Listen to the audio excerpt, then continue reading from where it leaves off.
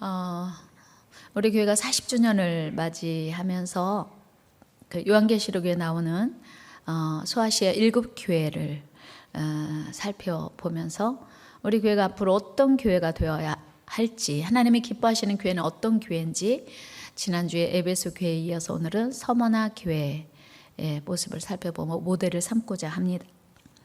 어떤 마차부가 네필의 말이 이끄는 마차에 가족들과 주인의 가족들과 주인을 태우고 여행을 하고 있었습니다. 마침 깊은 산속을 여행하고 있는데 앞에서 말이 뭔가 낌새를 챈 것처럼 갑자기 빨리 달리기 시작하는 거예요. 깜짝 놀란 마차부가 웬일인가 싶어서 돌아보니까 멀리서 수십 마리의 이리떼가 자기들을 향하여 달려오고 있는 것을 확인했습니다. 마차부는 말들에게 채찍질을 가하며 동네를 향해 힘껏 달렸습니다. 그러나 아무리 빨리 달린다고 해도 이리떼들보다 더 빨리 달릴 수는 없었습니다. 다급해진 마차부는 달려오는 이리떼들을 향해 총을 쏘았습니다. 그 자리에서 이리 한 마리가 죽어서 쓰러졌습니다. 그러나 나머지 이리떼들이 아랑곳하지 않고 더 빨리 달리기 시작했습니다.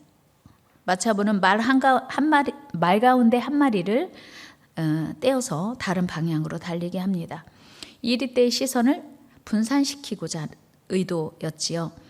그러나 대부분은 마차를 향해서 달려오는 것이었습니다. 하는 수 없이 또 한 마리에 떼서 다른 방향으로 달리게 했습니다. 몇 마리의 이리떼는 그 말을 향해 달려가기도 했지만 많은 이리떼들이 여전히 마차를 향해 힘껏 달려왔습니다. 이제 조금만 더 가면 곧 동네에 이를 것 같아요. 멀리서 아주 희미하게 불빛이 보이기 시작합니다. 자, 어떻게 빨리 달려서 저 동네에 들어가서 이리떼를 따돌릴 수 있을까 고민하는데 아무리 생각해도 저 이리떼가 추격해오는 게 더 빠를 것 같은 거예요. 자기네들이 자기네 일행이 동네에 들어가서 이리떼를 따돌릴 시간보다 이리떼가 자기들을 향해 달려오는 게 더 빠를 것 같은 판단이 되자 이 마차부는 주인에게 말 고삐를 넘겨주며 말했습니다. 주인님, 아무래도 주인님께서 이 마차를 끌고 마을로 들어가십시오. 저는 저 이리떼들과 싸우고 그리고 해치우고 가겠습니다. 다행히 마차부의 빠른 판단으로 주인과 그 가족은 무사히 동네로 들어갈 수 있었습니다. 그러나 마차부는 총탄이 닿을 때까지 이리떼들과 싸워 힘껏 싸웠습니다. 그러나 마침내 거기서 희생되고 말았습니다. 마차부는 주인과 그 가족을 구하기 위해서 자기 생명을 포기한 것입니다. 오늘 본문은 7교회 사자에게 보내는 두 번째 편지로 서머나 교회에 보내는 내용입니다. 서머나 교회는 에베소, 버가모와 함께 소아시아 지역에서 매우 번성했던 도시였습니다. 그런데 당시 번성하는 도시들은 대개 우상 숭배, 특별히 황제 숭배가 성행했습니다. 더욱이 당시 서머나에는 AD 70년에 로마의 티토 장군에 의해서 예루살렘이 함락되자 유대인들이 대거 이주해 와서 살고 있었습니다. 당연히 서머나 교회는 황제 우상 숭배와 그리고 유대인들의 핍박의 한가운데 서 있었습니다. 더구나 서머나 교회 성도들은 하나님을 믿는 것 때문에 많은 불이익을 당해야 했습니다. 당시 황제 숭배를 거부하는 사람들에게는 경제 활동을 제한했습니다. 그러니까 물건을 마음대로 살 수도 없고 그리고 어떤 사업을 하는 것도 제한했기 때문이었습니다. 얼마나 힘들었을까요? 당연히 그들은 경제적으로 가난하고 궁핍할 수밖에 없었습니다. 그런데 하나님께서 그들에게 경제적으로는 가난하지만 가난하지 않다고 말씀하세요. 하나님은 오히려 그들이 부유한 자라고 말씀하십니다. 실제 생활 형편은 가난하고 궁핍했지만 하나님 보시기에 부유한 자라 부족한 것이 없다고 말씀하세요. 우리 9절 말씀 같이 읽습니다. 시작. 내가 네 환난과 궁핍 알거니와 실상은 내가 부유한 자니라. 자칭 유대인이라 하는 자들의 비방도 알거니와 실상은 유대인이 아니요 사탄의 회당이라. 아멘. 실제로 그들의 삶은 너무나 힘들고 가난했습니다. 그런데 마음만은 하나님을 믿는 것 때문에 어려움 당하는 것이고 가난해진 것이니 너무 기쁘고 행복했던 거예요. 하나님은 이걸 알고 말씀하신 겁니다. 마치 우리 믿음의 선진들이 일제강점기에 신사참배를 거부함으로 모진 학대와 고난과 고문 속에서 핍박당하고 마침내 순교당한 것처럼 말입니다. 일제강점기에 신앙을 지키려다가 고문당하고 순교당하신 우리 믿음의 선배들을 보면 상상을 초월하는 고문, 상상을 초월하는 핍박 가운데서 신앙을 지켰습니다. 하나님 믿는 거 한 가지 때문에 그들은 무참히 핍박당하고 고문당하다가 순교했습니다. 간단한 것만 말씀드리면 일단은 예수 믿는다는 것 때문에 체포되면 옷을 다 벗깁니다. 사람이 옷을 벗으면 극도의 수치심과 그 자존감이 떨어지는 그런 상황을 이용을 해서 포기하고 그리고 항복하게 하려는 거죠. 그래서 물을 많이 먹이고 사지를 묶은 다음에 배를 발로 밟는 거예요. 그리고 발은 앞으로 묶고 손은 뒤로 묶어서 꼼짝달싹 할 수 없게 한 다음에 몽둥이로 무작정 패는 거예요. 여자들은 머리를 묶어서 천정에 매달고 그 머리가 다 뽑혀서 땅에 떨어지도록. 그야말로 잔인한 일제강점기 때의 우리 신앙인들의 그런 헌신적인 모습입니다. 야, 정말 예수 믿지 않겠다고 한마디만 하면, 속으로 믿어도 겉으로 예수 믿지 않겠다고 말 한마디만 하면 그 모든 고난은, 시련은 피할 수 있는 것이었습니다. 유관순 열사가 순교당했을 때도 그의 시신이 온전하지 않았다고 해요. 귀가 잘리고 사지가 다 잘리고 시신이 다 그냥 이렇게 시신이 난 것만이 아니고 정말 온 부분들을 다 도려서 그렇게 극심한 고통 가운데서 죽게 했더라고 하는 거예요. 그럼에도 불구하고 우리 믿음의 조상들은 신사참배하느니, 하나님을 배반하느니 차라리 죽음을 택하겠다고 결단하고 그들은 순교를 택한 것입니다. 참으로 위대한 신앙의 모습이죠. 그런데 오늘 서머나 교회의 성도들 역시 이와 비슷한 상황이었습니다. 광신적인 유대인들이 선동을 받은 이방인들은 길을 가고 있는 기독교인들, 저 사람이 지금 기독교인인 것이 확인만 되면 길을 가고 있는데 무조건 체포를 해서 경기가 한참 진행 중인 투기장으로 끌고 갑니다. 그리고 로마 총독 앞에서 지극히 형식적인 약식 재판을 합니다. 질문은 딱 두 가지예요. 너는 예수 그리스도를 저주하겠는가? 너는 당시 황제인 시저에게 분양하겠는가? 이 두 마디의 간단한 질문이 전부입니다. 이에 대해서 기독교인들은 결코 대답하지 않습니다. 예스라고 대답하지 않아요. No. 나는 결코 황제에게 절할 수 없습니다. 결코 예수 그리스도를 부인할 수 없습니다. 라고 하면 그냥 재판이 끝나는 거예요. 그리고 그들은 총독의 사인을 따라서 한참 투기가 진행되고 있는 그 투기장으로 한 사람씩 던져집니다. 그 안에서 서로 싸우다가 화가 잔뜩 난 사자들이 경기장 안으로 떨어지는 그 사람들을 보자마자 달려가서 입에 물고 찢습니다. 그렇게 죽는 것 뻔히 알면서 서머나 교회 성도들은 예수를 믿지 않겠습니다. 그리스도를 포기하겠습니다라고 말하지 않았어요. 로마 황제에게 절하지 않겠습니다. 말하지 않았습니다. 그런데 수많은 믿음의 사람들이 희생된 이후에도 악한 시민들이 이제 그것으로 만족하지 못하고 당시 서머나 교회의 담임 목사격인 폴리캅을 끌어내서 처형하기를 원했어요.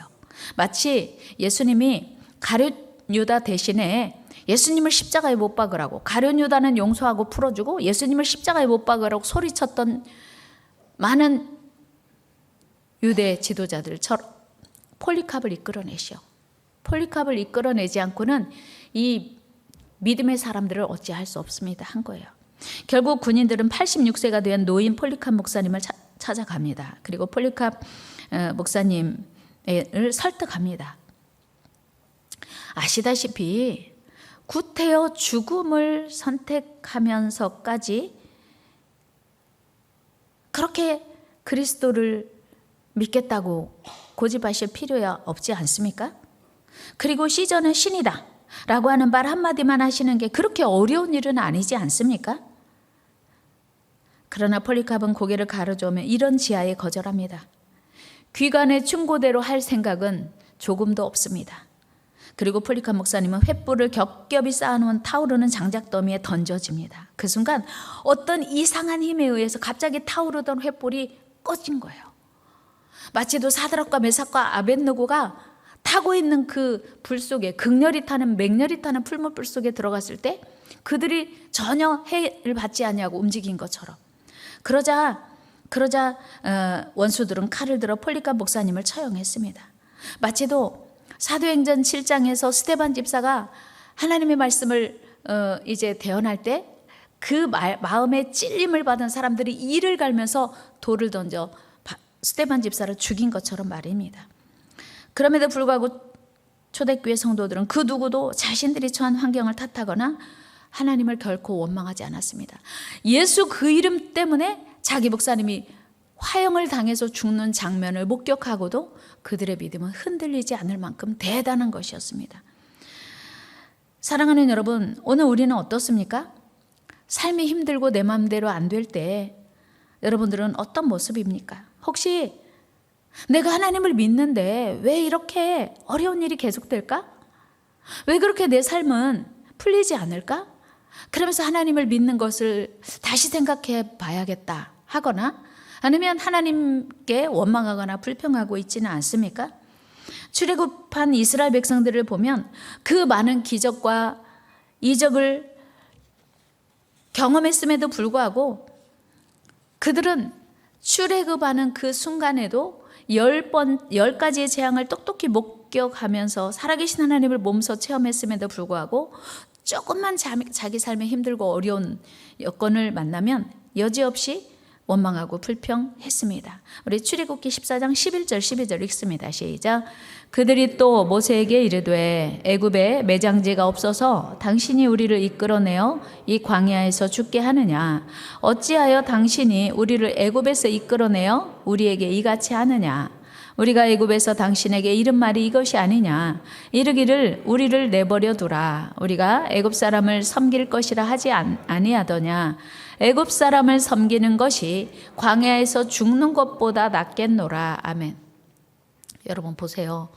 이스라엘 백성들이 마음이 10가지 재앙을 보면서 애굽 백성은 피해를 입고 이스라엘 백성은 하나님이 보호하신 걸 똑똑히 봤어요. 특별히 10번째 재앙을 통해서는 애굽의 왕의 장자부터 모든 짐승의 초태생까지 다 죽는 것을 똑똑히 봤어요. 이스라엘 백성은 다 지켜지고 애굽의 백성들은 다 재앙 가운데 쓰러지는 것을 눈으로 똑똑히 봤습니다. 그런데 지금 이들이 홍해 앞에서 내뱉는 불평이 뭐예요? 차라리 우리가 애굽에서 살았으면 좋았을 것을, 차라리 우리가 애굽에서 죽더라도 애굽에서 죽었으면 좋았을 것을이라고 불평해요.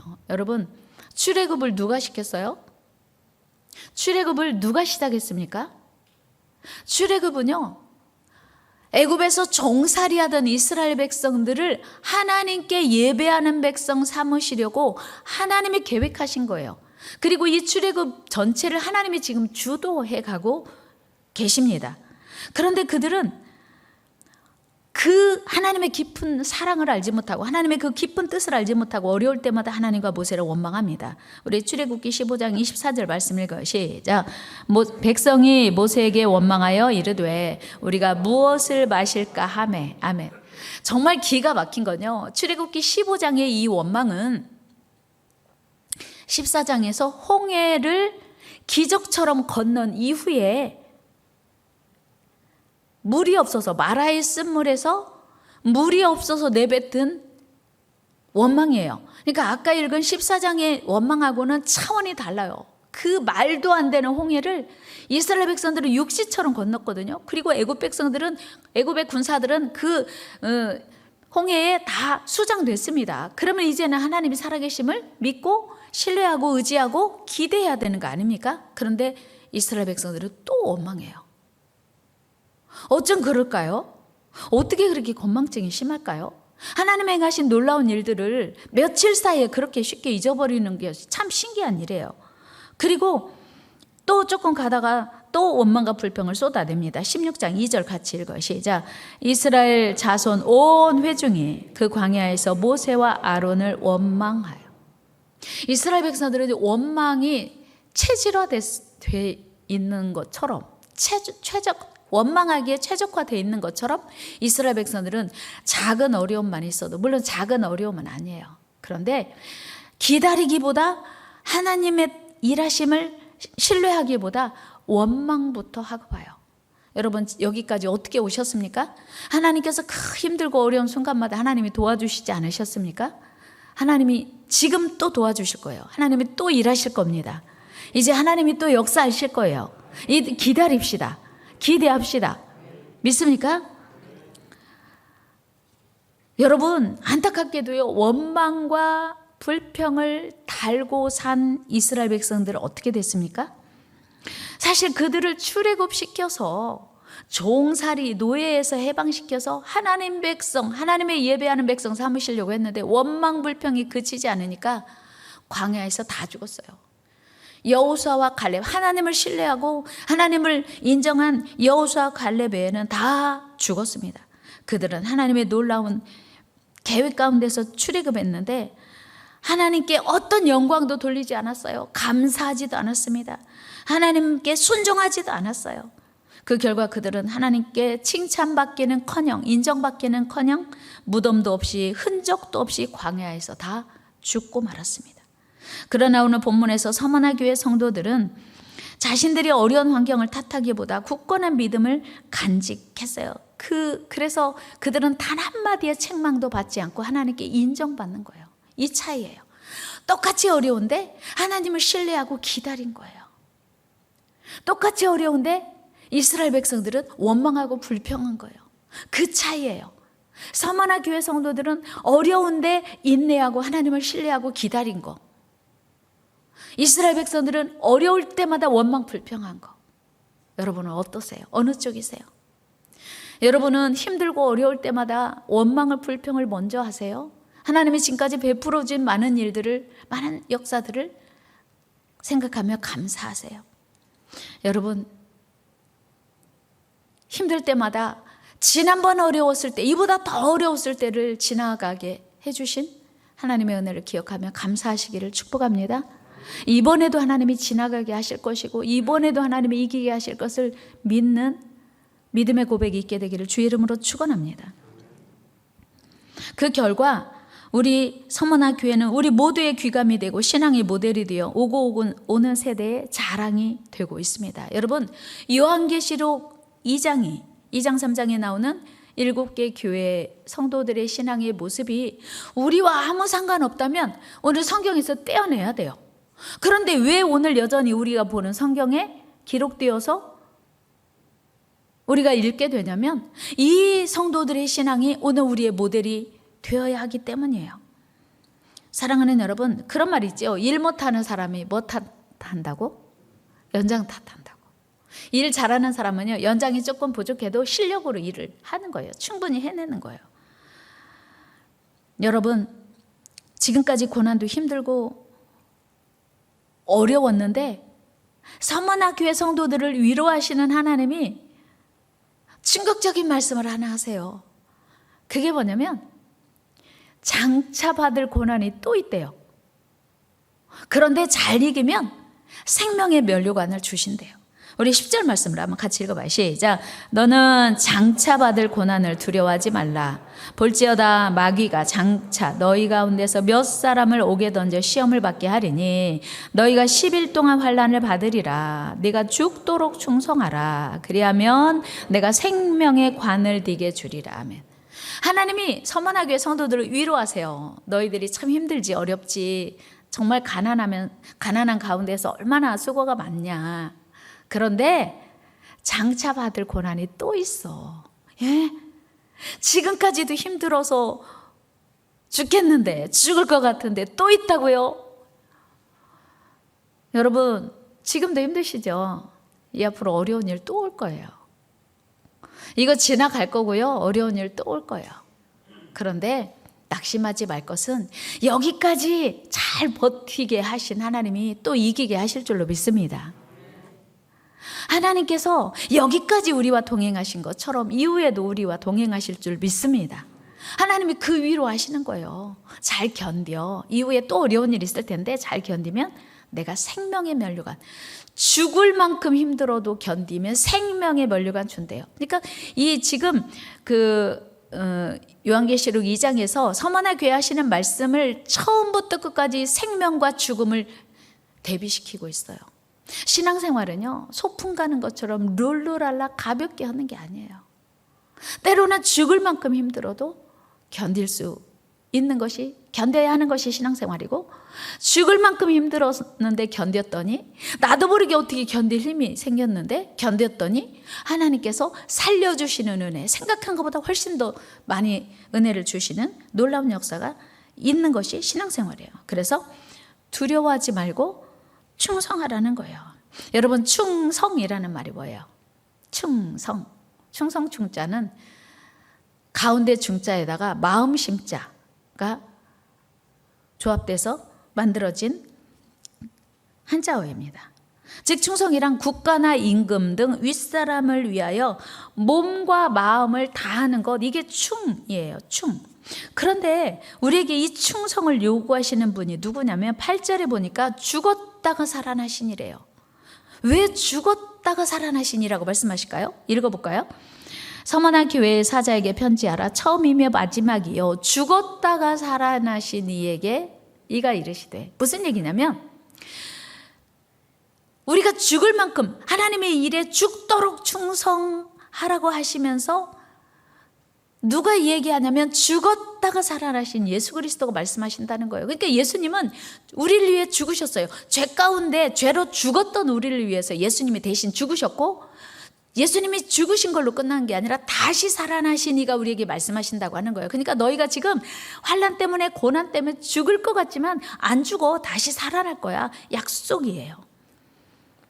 즉 우리 예수님은 삶과 죽음을 초월하시는 분이고 삶과 죽음을 주관하시는 분이라는 뜻입니다. 여러분, 최고의 사랑은 어떻게 검증될 수 있습니까? 사랑에는요, 반드시 희생이 따릅니다.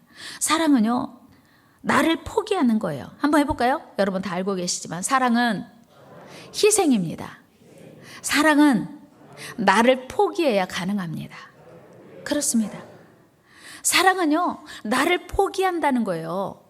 나를 희생하는 거예요. 그러니까 내가 사랑하는 사람들을 위해서 대가를 지불하는 거예요. 나를 포기하고 희생하면서까지라도 상대방을 사랑하는 거죠. 이게 사랑이에요. 여러분, 명품 왜 사요? 그 막대한 시간과 돈을 지불하고 왜 삽니까? 내가 좋아해서 그래요. 사랑하니까 그래요. 필요하니까. 그 많은 돈을 지불하고라도 살 가치가 있는 거죠. 요즘은 줄 서서 산대잖아요. 그러니까 그 많은 시간과 대가를 지불하고라도 내가 사고 싶은 거예요. 사랑하니까. 여러분, 명품을 사는 사람들이 돈을 아까워하면 살 수 있을까요? 없을까요? 살 수 없어요. 결코. 마찬가지로 그 어떤 부모가 자녀를 위해서 돈 쓰는 것을 아까워하겠습니까? 자녀를 사랑하기 때문에 그 어떤 대가 지불도 아깝지 않습니다. 오히려 더 주고 싶은 것이 부모의 마음이죠. 이런 부모의 마음을 한마디로 사랑이라고 표현합니다. 그런데 우리 예수님은 우리를 위해서 당신의 생명까지 다 내어주셨어요. 우리를 가장 사랑하신다는 증거죠. 그런데 오늘 본문에서 우리를 위해서 십자가에서 죽으신 예수님이 우리에게 죽도록 충성하라고 하세요. 적당히 형편대로, 네 마음대로가 아니고 우리가 하고 싶은 대로가 아니고 죽을 힘을 다해서 생명까지 다해서 하나님을 섬기라고 하는 거예요. 여러분, 명예를 얻기 위해서라면 몰라도, 돈을 벌기 위해서라면 몰라도 하나님을 위해서, 신앙을 위해서 생명 포기하라는 게 쉬워요? 어려워요? 여러분, 돈 벌다가 많은 노동자들이 돈 때문에 생명을 잃는 안타까운 사건들이, 참 사고들이 많지 않습니까? 높은 외줄 타고 뭐 유리 청소하다가 또는 뭐 공사를 하다가 높은 곳에서 돈 때문에 그 높은 곳에, 그 위험한 곳에 가서 위험을 무릅쓰고 일을 하는 거예요. 명예를 얻기 위해서 생명 걸고 뛰어다니는 사람이 있어요. 그런데 신앙생활을 위해서 생명을 걸어라? 말이 안 되는 것 같지 않습니까? 그런데 우리 하나님은 네가 생명을 위해서, 영원한 생명을 위해서 죽도록 충성하면 내가 너를 책임져 줄게 해요.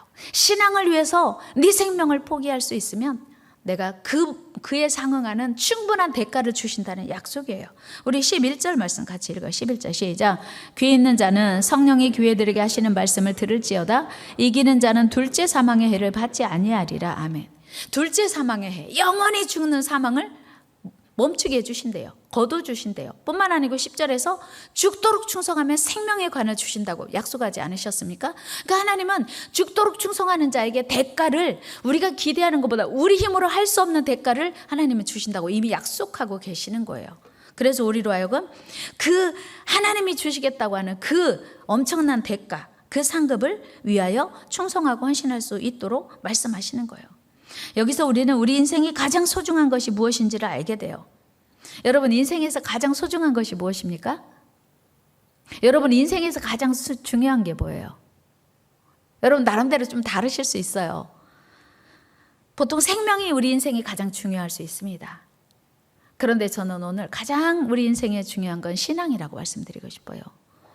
여러분, 지금 여러분에게 가장 귀하고 큰 가치, 여러분들의 우선순위, 그것이 여러분들의 인생을 이끌어 가거든요.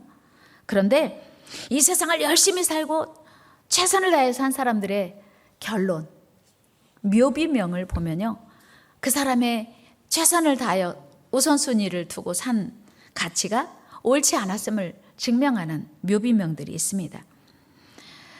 영국의 극작가 버나드 쇼는 94세에 죽었는데 그의 묘비명에 이렇게 기록하고 있습니다. 우물쭈물 살다가 내 이렇게 끝날 줄 알았지.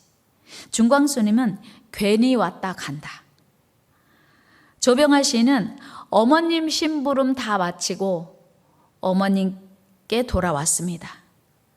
그러니까 그들의 인생의 목적이 뭐였냐면, 조병아 시인은 어머님 심부름, 어머님이 내게 생명 주셨으니 어머님 심부름 하는 게, 어머님 실망시켜드리지 않는 게 자기 인생의 목적이었어요. 중광수님은 뭘 위해서 살아야 할지 모르니까 괜히 왔다 가네. 괜히 온 거예요. 괜히 온 거예요. 인생의 삶의 진정한 목적을 찾지 못한 거죠. 그런가 하면 버나드 쇼는 내가 이렇게 살려고 산 게 아닌데 어떻게 우물쭈물 하다가 이렇게 끝나버렸네? 후회와 아쉬움이 가득 담긴 묘비명 아니겠습니까? 그렇다면 여러분, 오늘 여러분의 묘비에는 어떤 글이 새겨지기를 원하십니까? 내가 죽은 후에 내 묘비에 뭐라고 쓰고 싶으십니까? 내가 쓰고 싶은 그것이 내 삶의 목적이 되고 그것을 위하여 우리는 살게 되는 거죠. 한 사람의 발자취는, 흔적은 반드시 남는 거예요. 윌리엄 캐리의 형이 대단히 유명한 과학자였는데, 윌리엄 캐리는 가난한 선교사님이었어요. 그런데 인명사전에 윌리엄 캐리 형은 뭐라고 써있냐면, 그 유명한 업적을 기록하지 않고 윌리엄 캐리의 형이라고 써 있습니다. 윌리엄 캐리는 위대한 하나님의 선교사로 기록하고 있고요. 무슨 얘기냐면, 우리가 얼마나 오래 사느냐가 중요한 게 아니고 어떻게 사느냐가 더 소중한 이유입니다. 저와 여러분들은 우물쭈물 살다 간다거나 괜히 왔다 간다, 또는 어머님 심부름 다 마치는 걸로 만족하면 안 돼요. 시시하게 어머님 심부름하다 우리 일생 마치면 되겠습니까? 우리 모두는 하나님께서 주신 심부름, 사명이 있기 때문이에요. 우리 같이 큰 소리로, 우리는 하나님께 받은 사명이 있습니다. 그렇습니다. 우리에게는 하나님께 받은 사명이 있어요. 하나님은 저와 여러분들을 통해서 이루시고자 하는 사명이 있습니다. 우리가 살고 있는 이 시대는 에베소 교회나 서머나 교회와 같은 시대적 핍박이나 고난은 없습니다. 당연히 그때보다 훨씬 하나님 믿기가 수월해졌습니다. 그러나 지금은 세상 유혹과 이기심 또 안일함, 우리를 무기력하게 하고 죽도록 충성하지 못하게 하는 방해하는 여러 가지 요인들이 있어요. 외부적인 환경이 아니고 내부적인 요인, 나의 인생의 목적, 나의 안일함, 이기심 등이 하나님 앞에 죽도록 충성하지 못하게 방해하죠. 더구나 요즘은 코로나 팬데믹으로 인해서 신앙생활이 필수가 아닌 선택이 되어가고 있습니다. 참 안타까운 사실이에요. 그러나 우리 중심이 어떻게 하나님을 사랑하는지 하나님이 다 알고 계십니다. 우리 중심으로 어떻게 하나님을 섬기고 있는지 하나님 다 알고 계신다는 거예요. 우리가 생명 다해 주님을 사랑하고 충성하면 우리 하나님은 우리를 영원토록 지키시고 보호하신다고 약속하세요. 그러므로 우리는 잠시 있다 사라질 세상 일에 목숨 걸지 말고 영원히 우리의 생명 되시고 왕 되신 하나님을 더욱 사랑해야 합니다. 이것이 우리를 향한 하나님의 크고 놀라우신 사랑이에요. 마지막으로 이야기 하나 해드리고 오늘 말씀 마치려고 합니다. 나폴레옹이 이끄는 프랑스 군대가 모스크바를 향해 진격할 때의 일입니다. 러시아의 카자크족에 포위당한 나폴레옹 군대가 어쩔 수 없이 후퇴하지 않을 수 없었어요. 이제 나폴레옹 군대가 포위당했으니까 이제 더 이상 진격할 수 없어서 후퇴하는데 놀랍게도 러시아 군대가 오면서 미리 퇴로를 다 차단한 거예요. 퇴각해야 할 교량을 다 파괴해버린 거예요. 날씨는 너무 춥고 어떻게 해서라도 병사들을 강 건너로 후퇴시켜야겠는데 나폴레옹은 어찌할 바를 몰랐습니다. 시간이 촉박해서 무너진 다리를 놓기에는 너무 시간이 없었습니다. 하는 수 없이 나폴레옹은 강 폭이 좁은, 강 깊이가 낮은 그런 곳을 골라서 병사들에게 부서진 교각을 붙들게 하고는 그 병사들이 붙든 교각 위로 나머지 병사들이 지나가게 한 거예요. 퇴각할 수 있도록.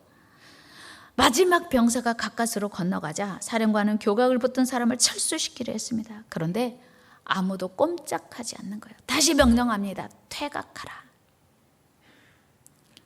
움직이지 않아서 가보니까 그 교각을 붙들고 있는 사람들은 자기 동료들이 건너가게 하기 위해서 그 자리에서 얼어 죽었어요. 그 강물과 함께 꽁꽁 얼어 죽어서 더 이상 그들은 움직일 수 없게 된 것입니다. 자기들의 동료를 살리기 위해서, 자기 상관의 명령에 복종하기 위해서 그들은 거기서 헌신적으로 자기 생명을 마감한 겁니다. 하나님은 오늘도 우리에게 이렇게 충성하기를 원하세요. 사랑하는 여러분, 21세기를 살아가는 우리가 어떻게 하나님 앞에 충성할 수 있을지 고민해야 할 순간입니다.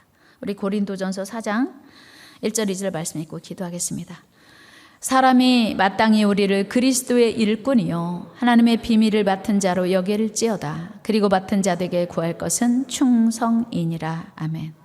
하나님, 세상이 참 많이 변했습니다.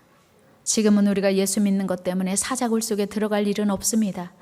우리가 예수를 믿는 것 때문에 불이익을 많이 극심하게 당할 그런 형편도 아닙니다. 그럼에도 불구하고 우리의 믿음은 왜 그렇게 희미해졌고 연약해졌는지 하나님 앞에 부끄럽고 죄송한 것밖에 없습니다. 하나님, 우리 연약한 믿음을 용서하여 주시고 주를 위해 충성할 수 있는, 죽도록 충성할 수 있는, 생명 다해 주님 사랑할 수 있도록 큰 믿음 주옵소서. 주님 앞에 서는 날 후회하지 않는, 어머님 심부름 마치고 서는 게 아니라 하나님 맡겨주신 심부름 다 마치고 돌아왔습니다. 자신에게 고백할 수 있는 큰 믿음 주옵소서. 예수님의 이름으로 기도드리옵나이다. 아멘. 우리 같이 찬양하면서 준비하신 예물 드리겠습니다. 우리 십자가의 길 순교제 삼하겠습니다.